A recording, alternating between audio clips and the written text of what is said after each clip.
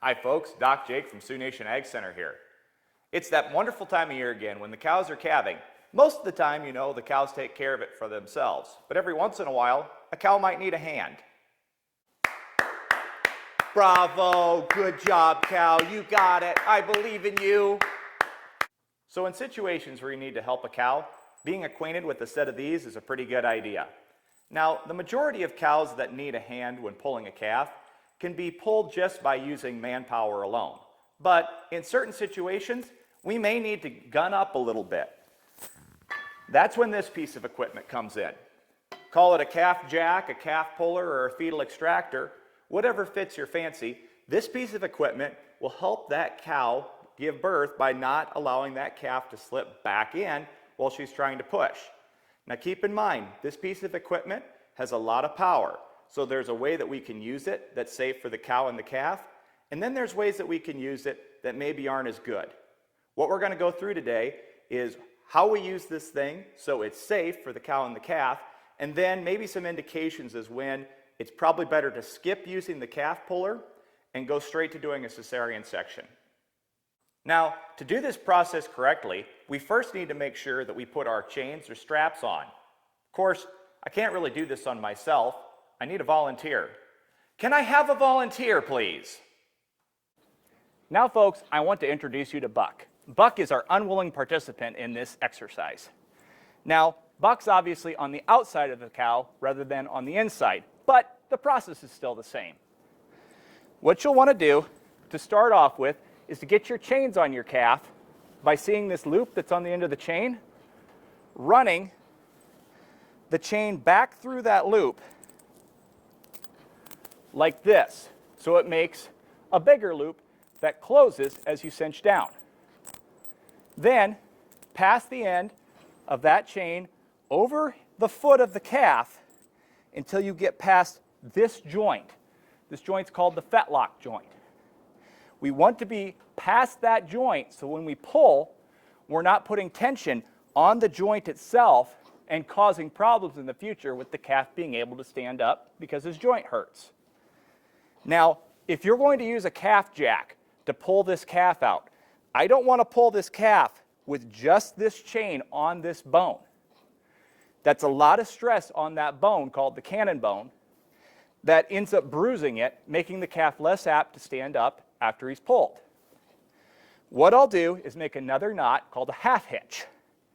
I simply twist the chain once around and set that over the leg again and tighten it up. Notice I put that below the fetlock joint. If you look at the chain on Buck's leg now, you can see it's in two spots. So this chain is now placed on the calf's leg above and below the fetlock joint. It's in two locations, which means that we won't put pressure on one part of the leg, spreading out that weight load that's going to come when using our calf jack. It's also not on the joint itself. That way, we're not putting that pressure on the joint, as we described before, which can cause more damage than we would like to see when using a calf jack. Do this for the other leg as well, and then you can hook your chain to your calf jack to remove the calf. Okay, folks, now once you've got those calves' legs hooked to the chains, you can use a calf puller if needed to get that calf out. Now, I will caution you, make sure that you've got one chain on one leg and one chain on another leg for the same calf. One thing that can happen if you have twins is it's very easy to get confused because one twin could have a leg up in the birth canal while you've got the head and the foot for another twin. Make sure that both legs that you have chains on go to one calf and aren't from two different calves. Otherwise, you can have a real bad experience trying to pull that calf out. Now, once you've got those legs hooked up and you're sure they're for the same calf, you can use a calf puller to help get that calf out. What you'll want to do is assemble the puller with this being representative of the cow's backside. You'll want that puller to rest up against the backside of the cow and then go straight out away from her. And then the chain should come down over the top and hook onto the puller. Now, in this case, this is one of these pullers that actually has a zigzagging motion. The idea is as I pull this lever, it pulls on this, but when I push it back the other way, it pulls this one back here. And what that does is it pulls one leg and then the other, and one leg and then the other. And this makes a zigzag motion that helps work those shoulders out. If you have a puller that doesn't have those options, just has one area to hook it to, then you can loop that chain around that hook to pull the calf out. Now, when using a calf puller, the goal isn't to pull the calf out as quickly as possible. Rather, our goal is to use this to keep the calf from slipping backwards. What we'll want to do is get the calf puller on the cow, get the calf chains hooked up to the puller, and then get a little tension. Now, when we put tension on this calf, we don't want to put a lot of tension. We just want enough to keep him from slipping backwards.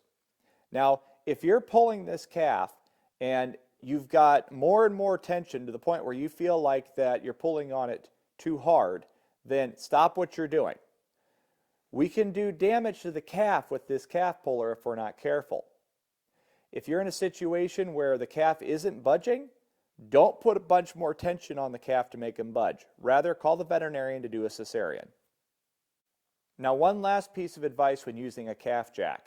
As you're pulling that calf out, make sure you're not just getting the feet, but also the head. If the head doesn't want to come through the birth canal with the calf jack, then what you may need to do is use an item called a head snare.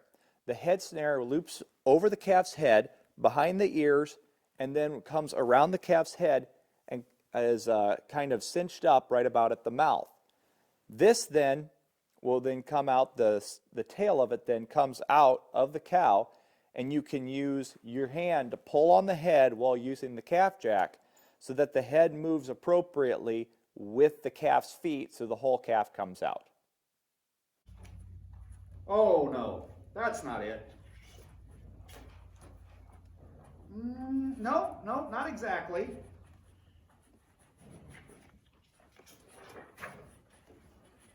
No, that's definitely not it. Oh, hey, Doc. What sign can you point to tell us it's time to use a calf jack or just call the vet and have a C-section done? That's a great question, Generic Rancher Ron. There's 3 reasons I can think of off the top of my head as to why I wouldn't bother using a calf jack and I'd go straight to doing a cesarean. First, if I put my hand in there and the feet don't feel like calf feet, but they feel like the size of fence posts, I'm not even going to bother trying to pull it. I'm going to go straight to doing a C-section. Second reason is if those calves' feet are coming out really crossed. If they're coming out really crossed like that, that means that there's so little room in that cow's pelvis in relation to the size of the calf that it's squeezing the calf's shoulders and the feet are crossing significantly. If that's the case, I'm probably just going to do a C-section. Now, the third reason I would do a cesarean rather than even bothering using the calf jack is if I am trying to get that calf out, and when I pull by hand, I can't even get the calf's legs and head together into the pelvis. If I can't get the legs and the head up into the pelvis when pulling by hand, using a calf jack isn't going to help me at all. The calf simply won't fit. In this case, plan on doing a C-section. So folks, if you have any other questions about when to use a calf jack and how to use it properly, feel free to reach out to us at Sioux Nation Ag Center. We're here to help you in those difficult times so that you get a live calf on the ground and have a healthy cow in the process. I will answer one question though that you may ask.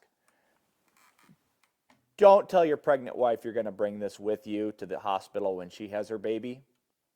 That's not very healthy to feed your bottom line.